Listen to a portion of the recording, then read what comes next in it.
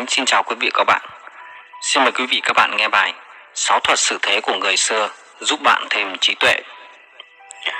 Thưa các bạn, những chủ đề bàn luận về thuật xử thế có lẽ không còn xa lạ và mới mẻ. Khi quan hệ giữa người và người càng mở rộng thì nghệ thuật xử thế càng cần kíp hơn bao giờ hết.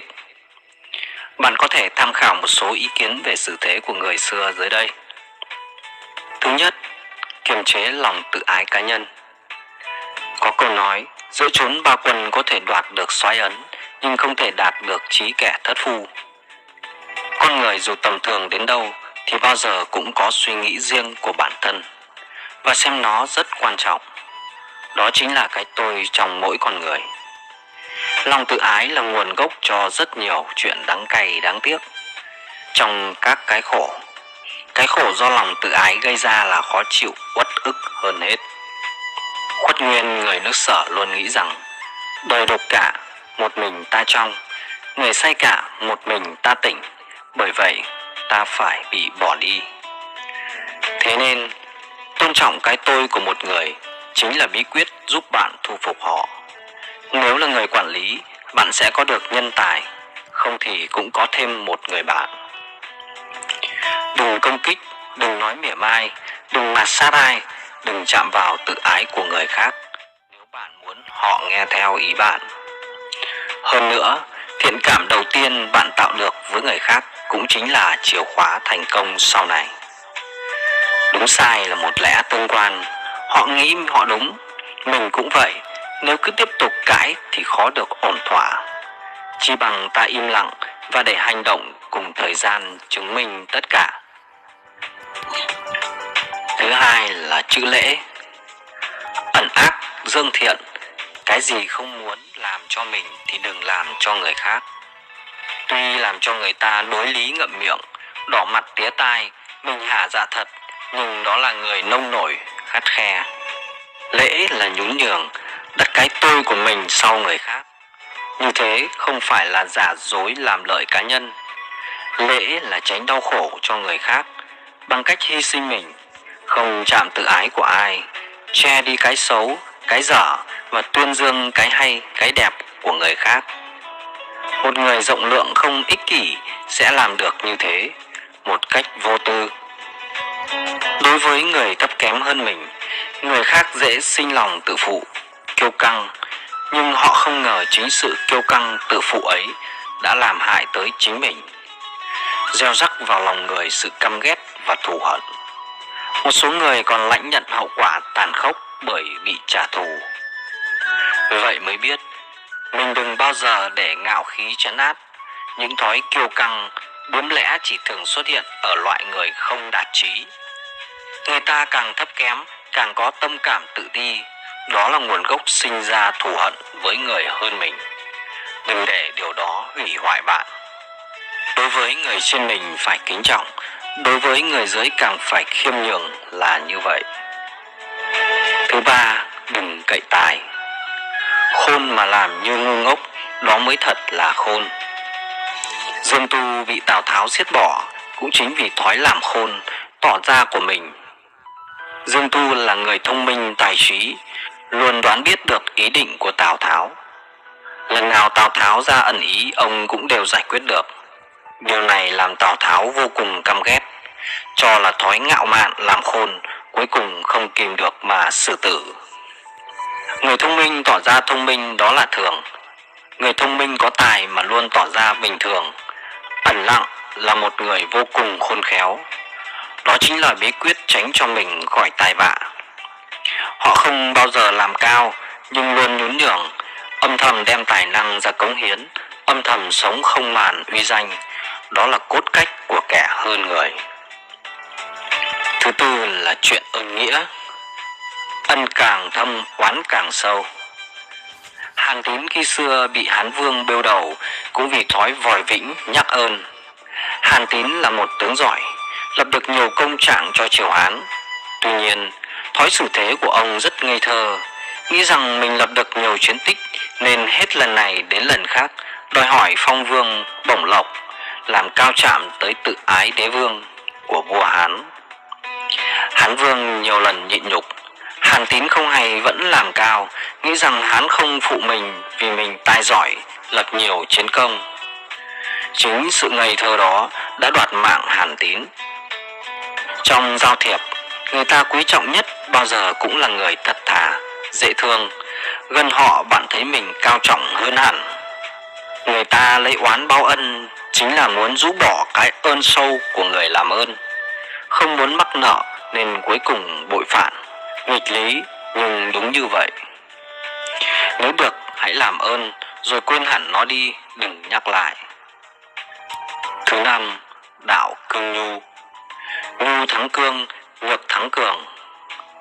Tô Đông Pha có câu: những bậc đại dũng trong trời đất thình lình gặp những việc phi thường không kính, vô cố bị những điều ngang trái cũng không giận. Đó là nhờ chỗ hoài bão họ rất lớn và chỗ lập chí họ rất xa. Nhịn được điều người khác không thể nhịn, tha thứ được điều người khác không thể tha thứ. Phải là một người bao dung hơn người, hiểu biết hơn người, điềm tĩnh hơn người mới làm được. Người ở trong thế yếu đuối, ý chí lật ngược thế cờ mà không đủ dũng lực chịu những điều mạt sát, khinh thị thì không thể làm nên chuyện lớn. Điềm tĩnh, nhịn nhục không phải là nhu nhược, mà thực sự đó chính là sự oai dũng đệ nhất. Dù nhu thắng cương, chỉ có người điềm tĩnh lắm mới làm được, và thành quả mà nó mang lại cũng ngoài sức tưởng tượng như thế. Trong thuật xử thế, cái hàng đầu phải là biết mình. Thứ sáu, biết là sống. Khôn chết, dại chết, biết thì sống. Người thông minh, hiểu biết sâu sắc nhất luôn biết tỏ ra giản dị, thường thường. Không phải nói rằng mình trở thành người ngu ngốc, thờ ơ thế sự, mà nói rằng mình biết tiết chế điều hiểu biết của mình. Vì chỉ có người thông minh mới biết lúc nào nên làm như người ngây thơ mà thôi. Biết lúc khôn, biết lúc dại, biết thời biết thế, nói chung là biết rõ thời. Biết ở đây là biết tùy lúc mà ứng biến cho hợp tình huống. Nếu chỉ khư khư một mực thì rất dễ hỏng việc. Con cọp muốn làm khác loài, bỏ rừng ra đồng bằng thì chết. Người ta đều khờ dại mà mình muốn tỏ ra khôn lanh để khác biệt thì biết đâu lại mang họa cho mình. Einstein từng nói, dấu hiệu nhận biết thiên tài là tất cả những kẻ ngu ngốc đều đứng lên chống đối. Câu nói hài hước nhưng đúng. Chính cách nhìn người chuẩn xác lưu truyền ngàn năm, không thể không xem qua. Thưa các bạn, người xưa dạy, khi kết giao bạn bè hay hợp tác làm ăn với người khác, đều phải hiểu rõ về họ, xem họ là người như thế nào. Sau đây là 9 cách để nhận biết phẩm chất đạo đức của một người, lưu truyền ngàn năm của triết gia, tác gia đạo giáo Trang Tử. Một là khoảng cách giúp nhìn ra độ trung thành. Để nhận biết một người có trung thành với mình hay không, có thể dùng cách xa lánh, một cự ly thích hợp là hiểu biết rõ. Khoảng cách là thước đo mối quan hệ tốt xấu của hai người, có thể giúp hiểu nhau hơn. Nếu như tình cảm giữa hai người đủ mạnh, có cùng mục tiêu và sự giống nhau về lý tưởng, thì mối quan hệ giữa họ sẽ không bị trói buộc bởi khoảng cách và thời gian. Ngược lại, nếu như mối quan hệ giữa hai người duy trì dựa vào lợi ích và địa vị thì lâu dần khoảng cách sẽ kéo họ ra xa nhau. Mối quan hệ cũng tự nhiên trở nên không thân thiết nữa. Hai là thân cận giúp nhìn ra giáo dưỡng. Cố ý tiếp cận, gần gũi và quan sát có thể thấy một người có phải là có giáo dưỡng hay không. Điều mà người ta gọi là lâu ngày mới biết được lòng người chính là hai người ở cùng một chỗ lâu ngày sẽ hiểu hết về ưu điểm, khuyết điểm và cách giáo dưỡng của đối phương. Ngay cả trong cách nói chuyện, có thể quan sát lời nói của người đó có thô tục, cử động bất nhã, có lễ phép hay không, sẽ biết được người đó có giáo dưỡng hay không.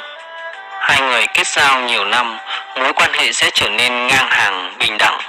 Trong mối quan hệ bình đẳng, lễ phép, tu dưỡng, kiến thức của một người có thể càng hiện rõ ra trước mặt đối phương. Nếu như trong kết giao nhiều năm, một người luôn cung kính, luôn khiêm tốn đối đãi với mọi người, thì người đó đáng giá để kết bạn.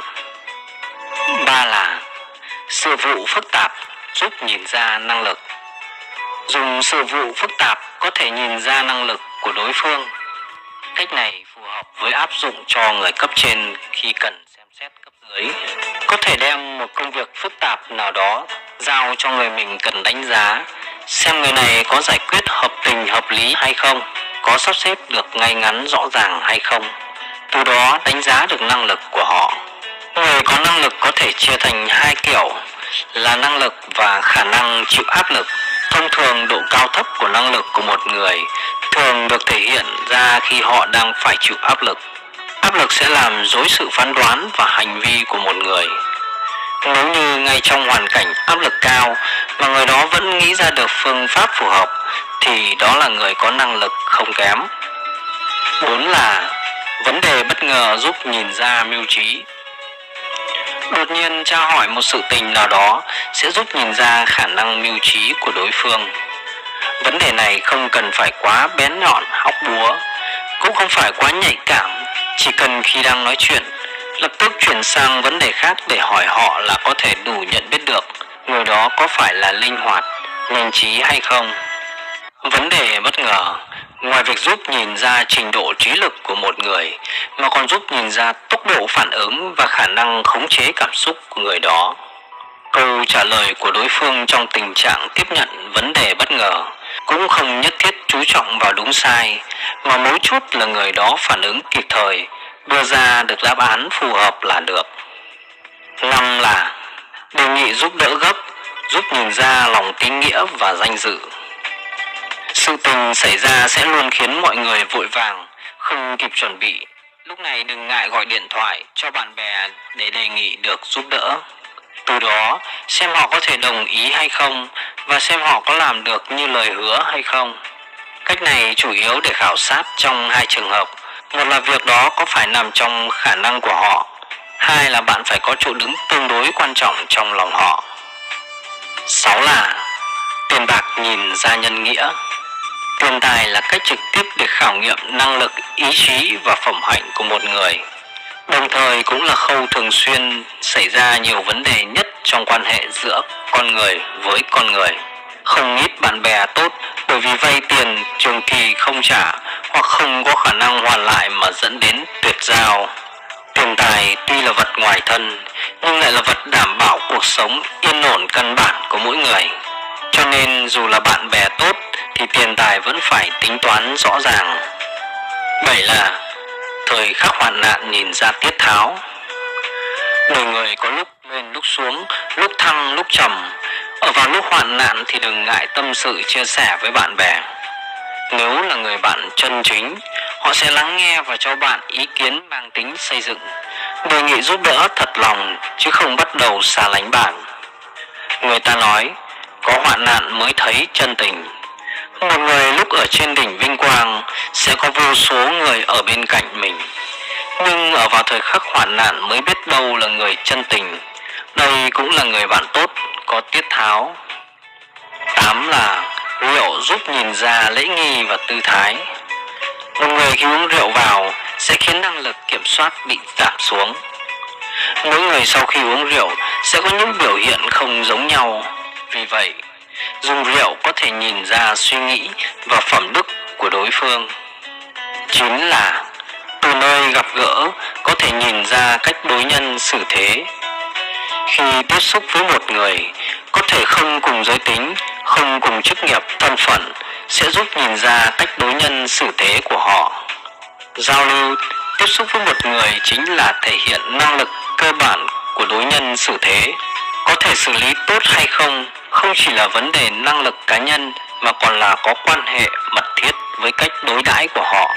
Ví dụ, cùng họ ngồi ăn cơm, chỉ cần nhìn cách ăn uống, tư thái dáng vẻ ngồi là có thể hiểu đôi phần về tính cách đối nhân xử thế của họ.